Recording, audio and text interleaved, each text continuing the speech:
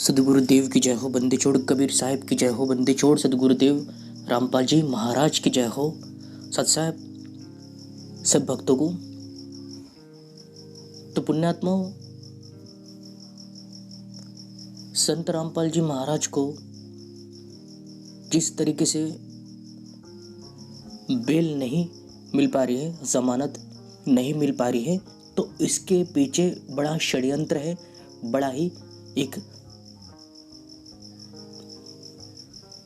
राजकीय षड्यंत्र है। इसमें बहुत से लोगों का हाथ है, षड्यंत्रकारियों का, भ्रष्टाचारियों का, इन अधिकारियों का एक समूह है जो बैठा है, जो हमारे देश को चलाने वाले हैं। उसमें कुछ भ्रष्ट नेता है और जिनको हम बड़ा अच्छा मानते हैं, उनका सम्मान करते हैं, उनकी बातें सुनते हैं और उनके बारे में रोज़ाना हम खबर सुनते हैं न्यूज़ चैनल के ऊपर। लेकिन आपको ये पता नहीं है कि ये न्यूज़ चैनल इंडिया में जितने भी हैं, जितने भी बड़े बड़े न्यूज़ चैनल हैं जो खबर हमें देते हैं, प्रतिदिन की खबर देते हैं कि देश के हालात क्या है, देश में क्या क्या हो रहा है और देश की स्थिति क्या है, तो पुण्यात्माओं ये सबसे बड़ा देशद्रोही मीडिया है। जितने भी न्यूज़ चैनल्स हैं ये सब के सब बिकाऊ है, ये सब बिक चुके हैं। इन सभी न्यूज़ चैनल वाले को बड़े बड़े नेताओं ने, बड़े बड़े अधिकारियों ने पैसे देकर खरीद लिया है। इसीलिए एक भी खबर आज तक के जितने भी केसों में संत रामपाल महाराज जी बरी हुए हैं, निर्दोष सिद्ध हुए हैं, लेकिन इन लोगों ने न्यूज़ चैनल पर संत रामपाल महाराज जी के एक भी केस के ऊपर कोई बात नहीं बोली है, कोई खबर नहीं दिखाई है। जनता को केवल और केवल अंधकार में ही रखा गया है, क्योंकि सच्चाई मीडिया वालों को भी पता है। मीडिया वालों को स्वयं पता है कि हमने बहुत कुछ संत रामपाल महाराज जी के खिलाफ झूठ बोला है और जनता के सामने यदि सच्चाई आती है तो हम न्यूज़ चैनल वाले जनता के सामने झूठे सिद्ध होते हैं।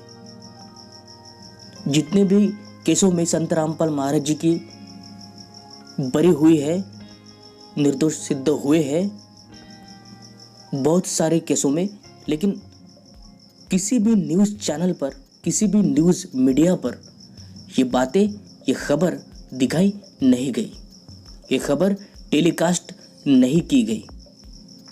इसके पीछे है षड्यंत्रकारियों का हाथ, भ्रष्टाचारियों का हाथ, जो हमारे इस भारत भूमि पर देशद्रोह का काम करते हैं। पुण्यात्माओं, ये निरंजन काल का संसार है। यहाँ पर झूठों को माना जाता है, झूठे लोगों की बातों को सुना जाता है, लेकिन सत्य वचन बोलने वाला व्यक्ति यहाँ पर हमेशा ही शर्मसार होता है, लज्जित होता है। तो ये निरंजन का संसार है। यहाँ पर कोई भी विवेक से, अपनी बुद्धि से विचार नहीं करता है, सत्य पर वो विचार ही नहीं कर पाता है। जो भी खबर न्यूज़ मीडिया ने दिखाई उस पर ही आंखें बंद करके विश्वास कर लेता है और इसका फायदा ये नकली मीडिया वाले, ये देशद्रोही मीडिया वाले इसका लाभ उठाते हैं। अगर ये लोग संत रामपाल महाराज जी का साथ देते हैं तो इनको बख्शा जाएगा।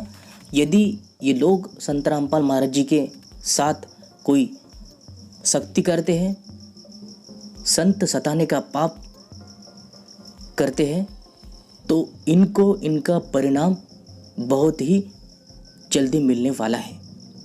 रविदास महाराज जी कहते हैं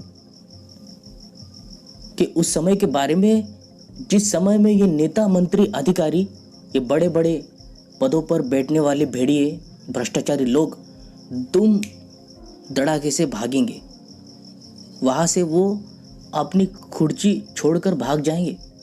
जिस पद पर वो विराजमान है उस पद को त्याग कर भाग जाएंगे। रविदास महाराज जी कहते हैं, नेता मंत्री सब अधिकारी जान बचाना होगा भारी, छोड़ सब मैदान भागेंगे, सब अपने अपने घर दुबकेंगे। कि ये संत का वचन है, ये संत रविदास महाराज जी की पोथी है। उसमें पहले ही रविदास महाराज ने इस बात का जिक्र किया है कि ऐसी स्थिति आने वाली है कि ये भेड़िए, ये भ्रष्टाचारी लोग नहीं जी पाएंगे, उन्हें ये मैदान, वो जगह छोड़कर भागना ही पड़ेगा, नहीं तो फिर सरेंडर करना पड़ेगा। क्योंकि बड़े बड़े भविष्य वक्ताओं ने, बड़े बड़े ज्ञानीजन, संतजन ने उस महान पुरुष की भविष्यवाणी की है जो इस भारत देश में प्रकट हो चुके हैं, जो इस भारत देश का पूरा नक्शा ही बदलने वाला है। पुण्यात्मों, आज वर्तमान की स्थिति इतनी भ्रष्ट हो चुकी है, इसमें केवल और केवल भ्रष्टाचारी ही बैठे हुए हैं। न्यूज़ चैनल पर भ्रष्टाचार है। पुण्यात्मों, जिस संत को हमें पलकों पर बिठाकर रखना चाहिए था, ऐसे संतों को हमने जेल में बंद कर रखा है। और इस देश का बड़ा दुर्भाग्य है, बड़ा ही दुर्भाग्य है। यहाँ पर बलात्कारियों को बेल मिलती है, जमानत मिल सकती है, लेकिन परम हितकारी को बिल्कुल जमानत नहीं मिलती है। तो ये दोगलापन है हमारे भारत देश का और बड़ा ही दुर्भाग्य है। और इस षड्यंत्र का, इस दुर्भाग्य का और इस बुरे कर्म का क्या परिणाम होने वाला है, ये इनको आभास भी नहीं है। जिस संत को इन लोगों ने जेल में बंद करके रखा हुआ था, कैसे इस देश में, इस पूरे विश्व में कोरोना वायरस आकर इस पूरे विश्व को ही लॉक्ड करके रख दिया था, बंद करके रख दिया था, वो भी एक कैदियों की तरह। हम सब घर में बंद हुए थे, तो पूरे विश्व को ही कैदी बन के रहना पड़ा। तो ये परिणाम है हमारे उस कर्म का, उस षड्यंत्र का, जिसमें इस न्यूज़ मीडिया वालों ने, अधिकारियों ने, नेताओं ने, इन सब ने मिलकर एक षड्यंत्र रचा, एक संत को फंसाया गया। और वो दिन अभी दूर नहीं है, क्योंकि ये परमात्मा का वचन है और भविष्यवक्ताओं की भविष्यवाणी है कि इनकी दशा बहुत बुरी होने वाली है। इन पापियों को, इन दुष्ट आत्माओं को ऐसा सबक मिलने वाला है, ऐसा फल मिलने वाला है कि जिसको ये भूल नहीं पाएंगे।